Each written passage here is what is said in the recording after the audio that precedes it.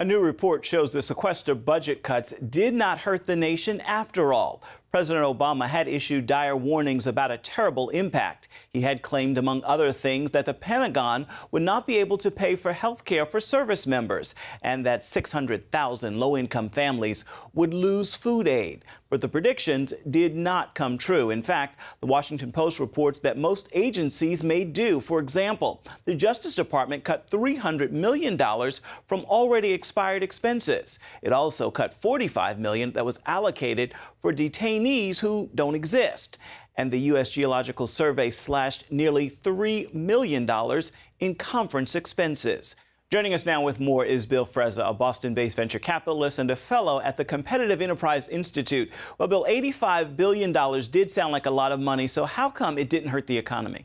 Well, the Sequester Theater was a show that bombed on opening day. There was this huge buildup that the press leaned right into, describing all sorts of horribles that were going to befall the American people. None of it happened. There was a little bit of a kerfuffle at the TSA, but it was really an effort, a PR effort that failed, and it's going to continue to fail through the fall.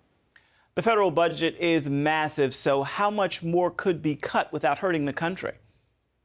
Well, let's remember that these are not really cuts. These are reductions in the rate of growth, and I do wish the media would stop calling them cuts. We've got a federal budget that's growing without bound, and the real tragedy of it is that the meat of the budget, the entitlement programs, aren't even on the table for discussion. We're just nibbling at the edges here. We've got a Congress now that's completely dysfunctional, with both parties locked in a permanent campaign, and a president who's not leading. And so this kind of gridlock is going to continue. Americans have been tightening their belts for years. Shouldn't Washington be doing or living by the same standard?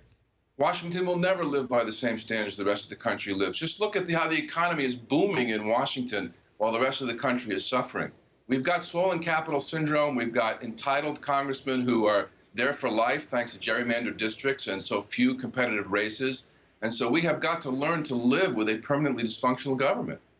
Fans of big government said the sequester would hurt America, but you wrote recently on Forbes.com that something else will cause a dramatic downshift for companies and employees. What is it? Well, Obamacare is about to kick in, and one of the big problems with Obamacare is that there are thresholds set in the program, both in the number of hours worked per week and the number of employees that a company can hold before being hit with Obamacare penalties. You're going to see a reshuffling of small companies to avoid those thresholds, and we're going to end up with the same kind of problems that we're seeing in Italy with frozen labor markets and very, very little growth from what should be the healthy part of the entrepreneurial economy.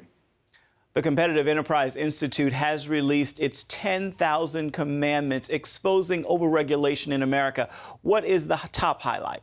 The problem right now is the EPA. We've got Obama declaring war on energy, and this is going to have a huge impact on the economy. It's going to affect jobs. It's going to affect growth. Declaring carbon dioxide a pollutant is a major, major shift, and having this happen without any legislative authority is a big regulatory problem. All right, Bill Frezza with the Competitive Enterprise Institute, thank you for your time.